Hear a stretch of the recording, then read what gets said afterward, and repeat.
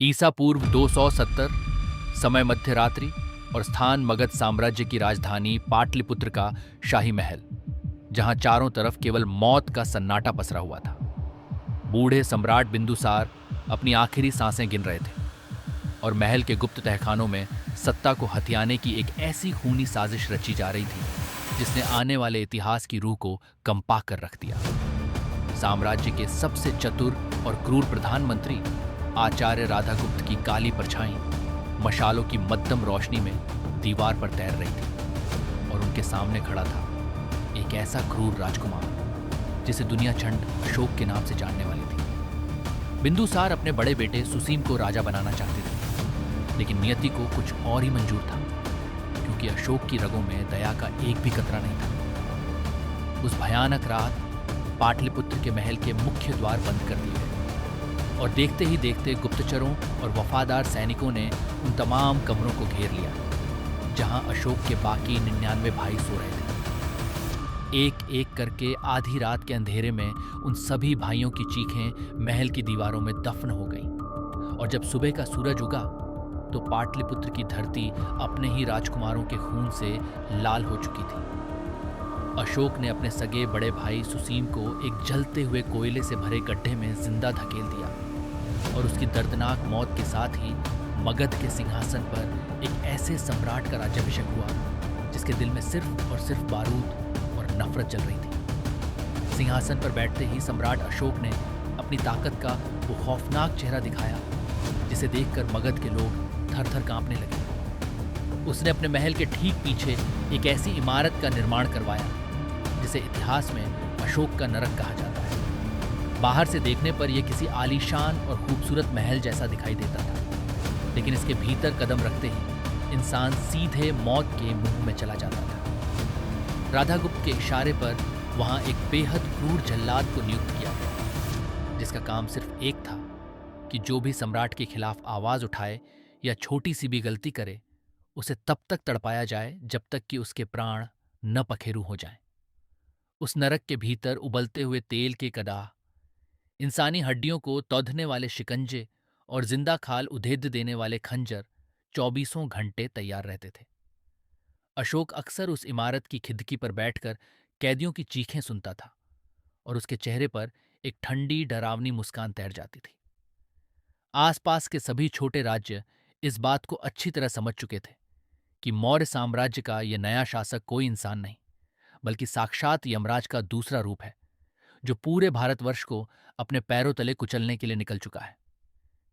ईसा पूर्व 261, स्थान कलिंग की सीमा और वक्त सुबह का, जब सूरज की पहली किरण के साथ ही मौत का तांडव शुरू होने वाला था। कलिंग एक ऐसा स्वाभिमानी और शक्तिशाली राज्य था जिसने मौर्य साम्राज्य की गुलामी स्वीकार करने से साफ इनकार कर दिया था और यही बात चंड अशोक के अहंकार को चुभ गई थी।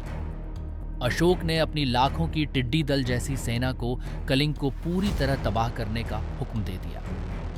दया नदी के किनारे दोनों सेनाएं आमने सामने थीं और जब अशोक के सैनिकों ने अपनी तलवारें खींची तो आसमान चीखों और ढालों के टकराने की आवाज से गूंज उठा। कलिंग के आम नागरिकों, महिलाओं और बच्चों ने भी अपनी मातृभूमि की रक्षा के लिए हथियार उठा लिए थे, लेकिन मगध की पेशेवर और बेरहम फौज के सामने वे ज्यादा देर टिक नहीं सके। दोपहर होते होते मैदान में सिर्फ कटी हुई लाशें, बिखरे हुए सिर और तड़पते हुए सैनिकों के जिस्म नजर आ रहे थे। अशोक खुद अपने रथ पर सवार होकर युद्ध के मैदान के बीचों बीच खड़ा था और उसकी तलवार से टपकता हुआ खून सीधे उस मिट्टी में मिल रहा था जिसे उसने राख बनाने की कसम खाई थी। युद्ध का कोहरा जब छंटा तो दया नदी का पानी पानी नहीं रहा था।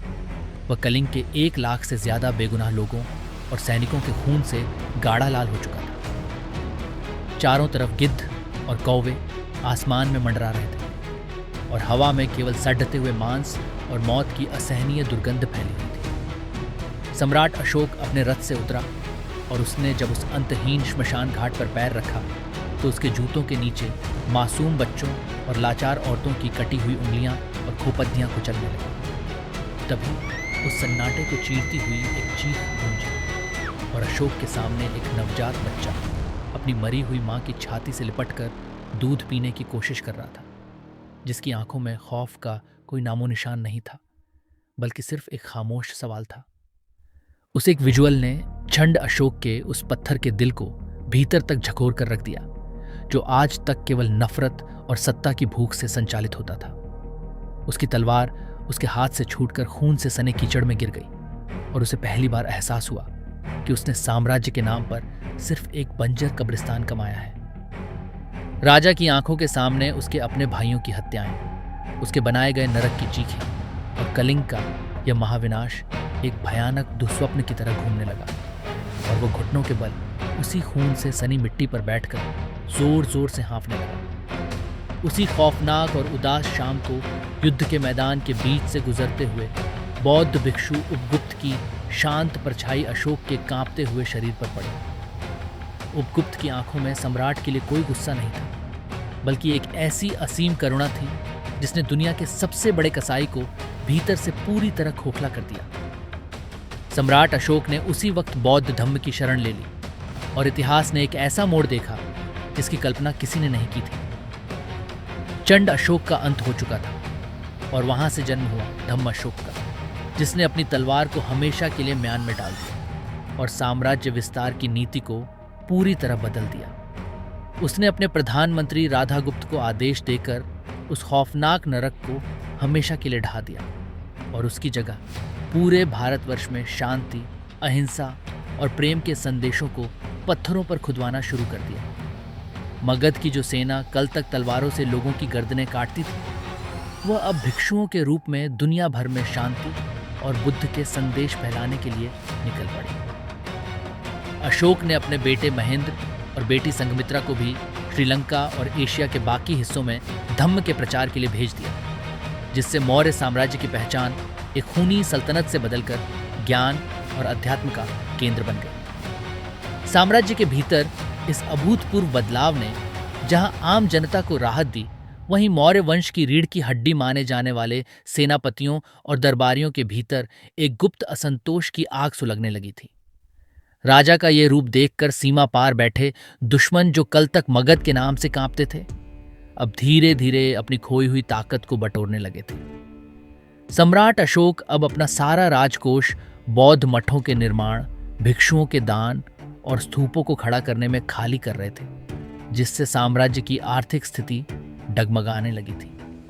उनके जीवन के आखिरी दिनों में उनके ही पोते संप्रति ने, जिसे जैन धर्म के प्रति झुकाव था, मंत्रियों के साथ मिलकर सम्राट की शक्तियों को पूरी तरह सीमित कर दिया।